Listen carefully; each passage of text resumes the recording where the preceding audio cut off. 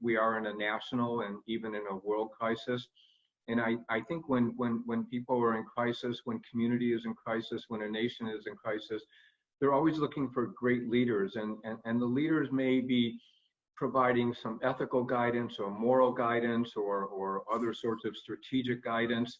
And they're willing to be in front. And that's what SAAC has always been. So when we look at how National SAAC took up the charge of mental health, and I really believe that the work that National SAAC did on mental health helped to mobilize the awareness of mental health across this country and even extending into the world in sport as much as anyone else. And so one of the things that the NCAA leadership has discussed in earnest is how can we really work with National SAAC so that they're taking a major leadership role in this whole COVID-19 issue. And the leadership role is going to be speaking to one another, but even maybe speaking to your non-athlete colleagues as well, and making certain we're all on the same page. So that's just very broad and philosophical. How do you see this carrying out into the fall season? And the honest answer is we don't know. I think we'll have a much better idea once we understand the testing. So again, remember right now, even in New York City where I am, we're only able to test the critically ill. Very difficult to get testing done.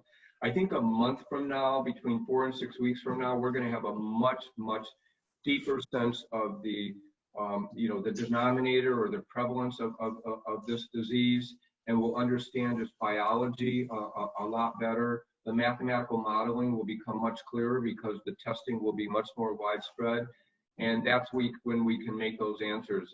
I was on a call with commissioners the other day, and also with athletic directors, and they were talking about fall sports. So the honest answer is we don't know.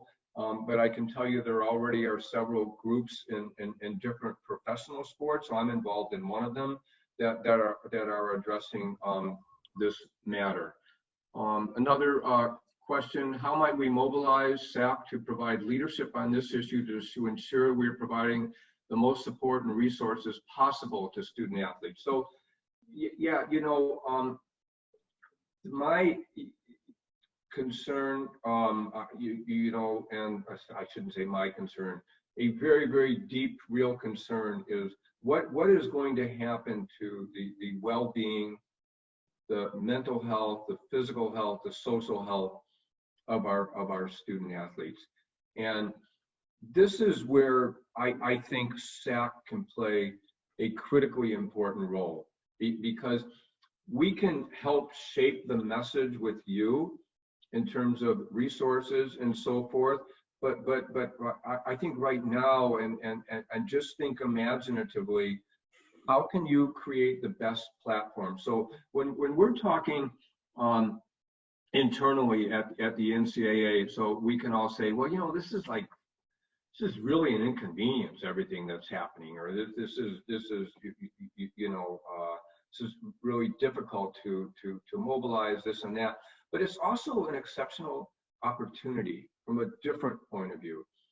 How can we take this opportunity? How can National SAAC take this opportunity and actually mobilize in such a way that your voice is clearly heard and recognized, not just for the NCAA student athlete, but for the high school athletes, for all athletes? And again, I'm offering this, that we can have a separate call, and I really want it to be, we all would love to see D1, 2, and 3 unified on a global front, and then you'll do what you need to do within your division, and we will work with our communications teams to help you create the best possible platform for this.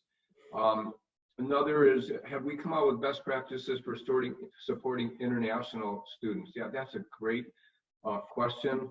So we're just, we're just getting started with sort of our messaging on well-being, mental health, and so forth. And just like as many of you know, we were supposed to hold a mental health conference this at the end of this summer on looking at cultural sensitivity and mental health. So that was going to address things like mental health with the LGBTQ+ community, the African American community, the international students. And so thank you for bringing that up, and I'm going to bring that back to our team to address. Joni, this looks like considerations about eligibility. Yes. Thank you, Brian. So we have each of the divisions who are working right now looking at that question about eligibility of student athletes. And so those decisions will be made, again, division by division in terms of what is the best for all the student athletes. In addition to that, I want to encourage you, if you have specific questions about eligibility, anything with the rules, or anything with am I not supposed to do certain things during this time? Your compliance offices are still open, and we have our counterpart, academic and membership affairs within the national office. They are working, they are available to you. And so all of those sorts of rules related questions, I would encourage you to go through the normal channels with your compliance office, and we'll make sure that we work with them, get answers to you, and again, particularly those as we work through details about eligibility of student athletes for next year and beyond. Yeah, I echo Joni. I mean, and the governance has really worked at lightning speed to address these issues because we understand this is a real fairness issue. Yeah, absolutely. They're underway right now, and as Brian said, good work is going on because we know the importance, and it's there's not a lot of time to waste. There was a question about exercise. So we did put out a link the other day. It was actually the advisory panel talking about exercise, and so I encourage you to read that. That is in our webpage. But the other thing is, since really going in a shared space now is becoming increasingly untenable, to make certain that you actually every single day, and this is a message to promote to every single one of the student athletes, that you should be taking out 2 hours of every day for your exercise routine. And think about what that might mean. So I'll give you a very personal example. So I have coming this weekend, because I've always relied on the gym, and for those of you who know, many of us at the NCAA, we're gym rats. We travel around the country, but we're gym rats. And we may think, and tell me what you all think of this, videos on how to set up power bands at home, because you can do really exceptional work with different kinds of bands. And I might reach out to one of my colleagues, if you think of it's a good idea, of how you can do like complete workouts with bands, because many people don't have weights at home, but with bands, TRX, things like that, it's workable. So you all let us know if you think it would be worthwhile putting out a video on that. So we will continue to stress the physical health. D3 SAAC discussed sharing videos by way of social media on student athletes participating. Great idea.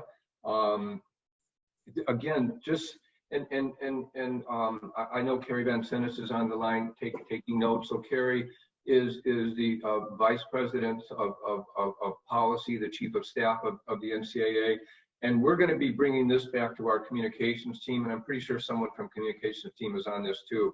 How can we work with National SAAC in promoting your video? But that's a really cool idea. This is a key question, Joni, I think for you, but for communications team, how are we messaging to the high school students who are already know that they're, where they're going to be going to a school, or just finding out now, and what's the message we give to them? Yes, so there's a great deal of work being done right now within regulatory affairs in the Eligibility Center to make sure that they are prepared to answer questions to assure all the high school students who are interested in going to college, obviously, and participating in NCAA sports, that they are ready to go in the fall. And so we have just basically normal processes, but we've ramped it up a great deal through Vice President Felicia Martin. And so everything should be flowing, and answers coming through her office in the Eligibility Center.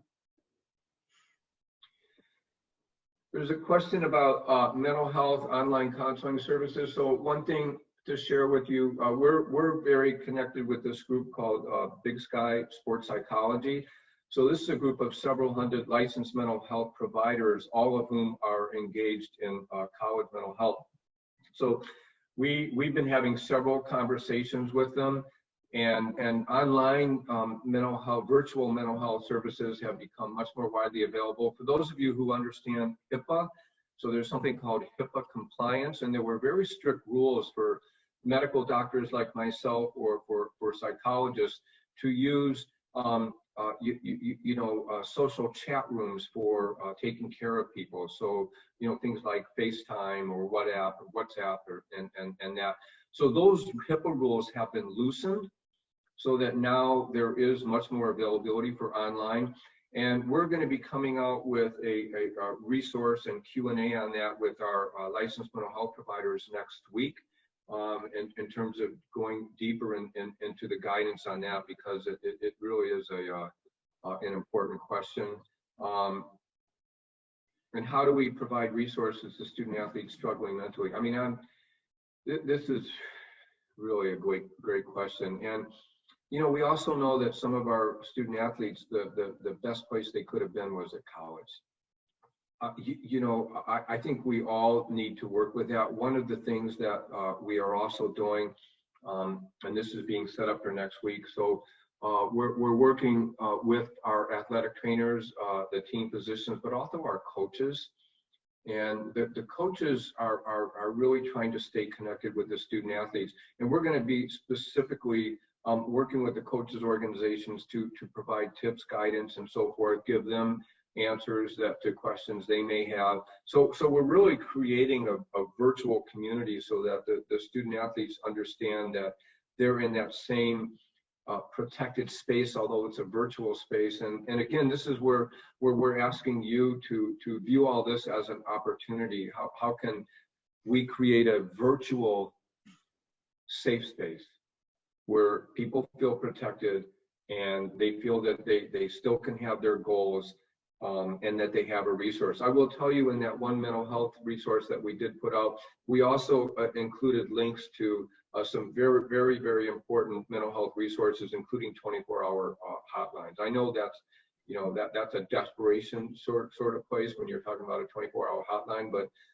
it is available. So stay tuned for more on that. And then I think there was a chat question. What's the best way for us to get your message to student athletes about how important social distancing is, as well as normalcy in playing games? So let me, this is tough, so let me answer this in the best way I can, because I just got off another call today. And the question was, is it safe for me to play tennis with someone? Seems like, yeah, right. Why couldn't you play tennis? But to what degree is a tennis ball, can it stay positive? If you have, let's go back again. So and I want to make sure everyone understands this, because it's not really so clear that this is understood by the American public. So social distancing means that you're 6 feet away from someone, so it avoids direct touch, it avoids handshaking and kissing, things like that, and it also, if someone coughs or sneezes, we know that a respiratory droplet is unlikely to go beyond 3 or 4 feet. But this is not, the best we know, an airborne disease.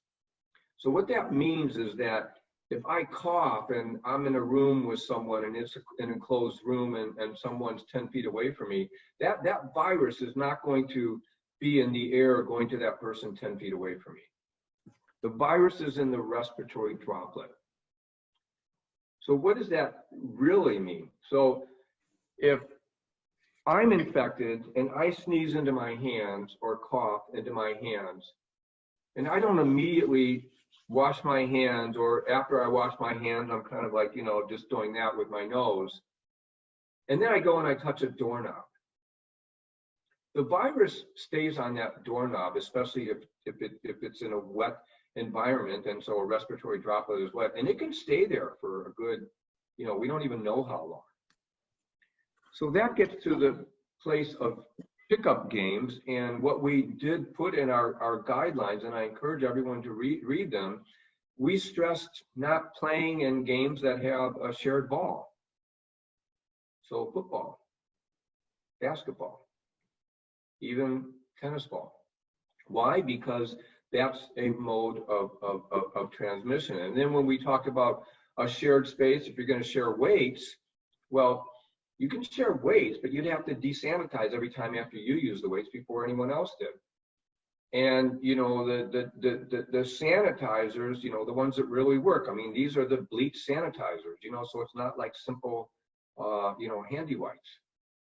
And so it is tricky. And so then it gets imaginative in terms of if you're doing group workouts, and I could easily see doing group workouts where everyone has their own bands, or you're in a field doing sprints and burpees and all sorts of other things. So, but it's taking into account that it's not just about social distancing. It's really about sharing inanimate objects.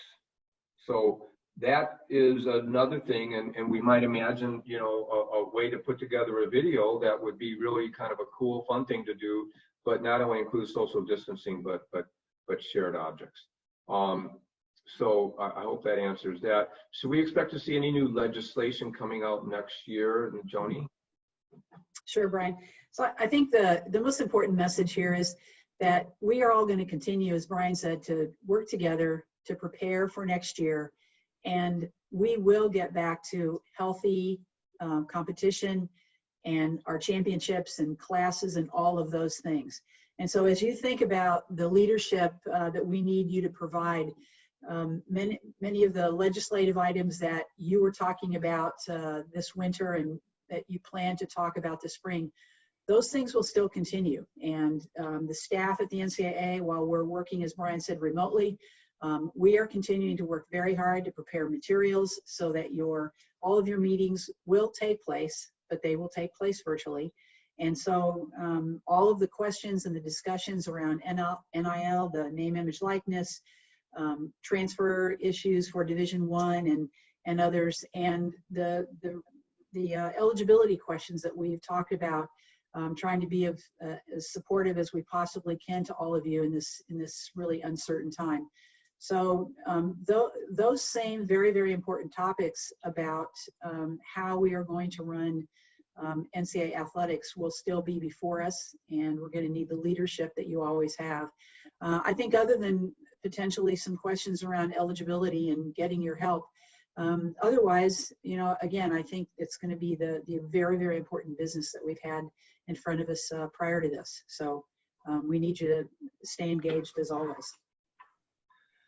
So we have a question about swimming pools. It's kind of a good question, an interesting one. Swimming pools do have chlorine; they don't have bleach. So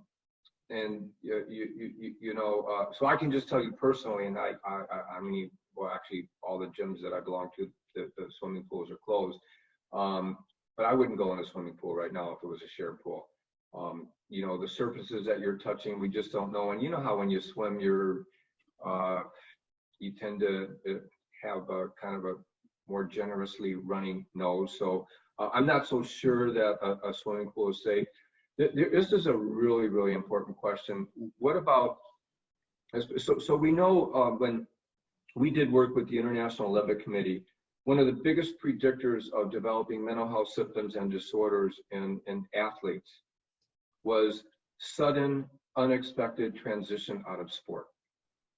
So, because we know that athletes, we often identify ourselves as being an athlete. I mean, yes, we're all soulful human beings, and that, hopefully can be the essence of our identity, but you identify as an athlete. So the International Olympic Committee understood through all the evidence out there that if you're suddenly injured, you're suddenly cut from the team, or something else happens where you transition out of sport suddenly and unexpectedly, that's the highest risk for mental health. So this is a pretty radical transition out of sport, but it's not your fault. You weren't, or I mean, it's never your fault, but you know, you weren't cut and you didn't get injured or ill. It's something that happened in life. And you know, I'll be very frank, some people have spoken to me, and you know, it's kind of like, how can life be like this? You know, I mean, that life just isn't fair. Or some have been even more pointed. They put it in a specific context, like, how could God let this happen?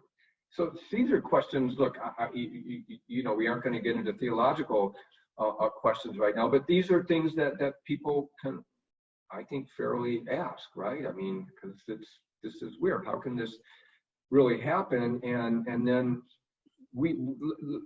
the other thing I want to say is at the national office, the one thing we really understand, and I think President Emmert has articulated this better than anyone that I have heard. And, you know, we know that you've been preparing for this moment for years. This is your life. And 99% of you, we understand that these national championships were going to be your last serious competition in sport, because 99% of NCAA student athletes go on to become professionals, but not professionals in sport. They go on to be professionals in other aspects of life. 1% do go on, and so for those 1%, they still will have opportunities either at the professional or Olympic level. So this is truly, truly disappointing. And everyone at the NCAA national staff understands that for you. And I think this question really drives home the point more than anything else of understanding President Emmert's words and blending that with the International Olympic Committee's statement about risk factors. I think we really have to rev it up. So this is another thing where we're going to need to work in parallel with you, because the one thing that SAAC can do that we at the national office just can't do, we're incapable of it for many reasons, and that's to give a sense of shared community with your colleagues. Sure, Joni can talk and I can talk, and you know, but we're not you, we're not in your community. And this is, again, and these questions, I'm telling you with absolute certainty, these are some questions that SSI and others, we haven't thought through. So you're providing insight to me right now, and to the NCAA leadership. So how do we give that virtual community, and how do we help those whose athletic life was just suddenly taken away from them for reasons that they had nothing to do with, and give them a sense of meaning and how to move on? I'm honestly, I'm reaching out to you and asking for your guidance on that. This is where you become imaginative. You set up the community. We'll give you all the resources we can. I can absolutely assure you that the NCAA national staff is going to give you every resource we can, and SSI will give you all of the health and safety and more resources that we can. But give us the ideas, create the platform for us. Make National SAAC the community that every single athlete wants to join, because you guys are out in front more than the basketball community of players, or certainly more than the football community of players. So help us with that, please. We need to follow up. I don't know, Joni, what you think, but I'm just blown away by these questions, because as much as, you know, we try to think about it, we're being led right now. Absolutely, absolutely. And Brian, we are at the end of the hour, and I want to just respond. There are two additional questions. We'll get more information out to you about those, because I don't want to carry this past the time that we ask you to commit to us. But there was one just quickly about budgeting or surpluses, and we are working hard in that area right now. You know, obviously there was some savings related to not conducting the championships, et cetera, but as Brian said, Dr. Emmert made a very brave decision for the health and well-being of all of us, and overall it has cost us funds, but we are going to work through it. We will have things underway, and certainly the championships and all of your other activities starting in 2021. And so again, we're very committed to that. And as Brian said, we need you to stay committed to each other, to your coaches, to your schools, to your own well-being. And we're going to continue to work on the things that you've shared with us today and make sure that we are doing everything that we can do to be right there with you so that you can have the great success that you dream of. So, Brian, I think we're actually a little bit past now. We're beginning to lose a few people. So I guess with respect to, you know, any final messages, I just want to say thank you so much to this group. We will be here and we'll continue to be with you, answer questions, and provide our support to you. So I don't know if yeah, I echo, and we're I'm going to reach out and try to get a smaller meeting on like Microsoft Teams, so it'll be interactive with the 3 divisional SAAC leadership, or however you want to do it. But I'm going to be putting out that request now. So let's stay connected, and this is just the beginning of our journey together. So gratitude and look forward to staying connected with you.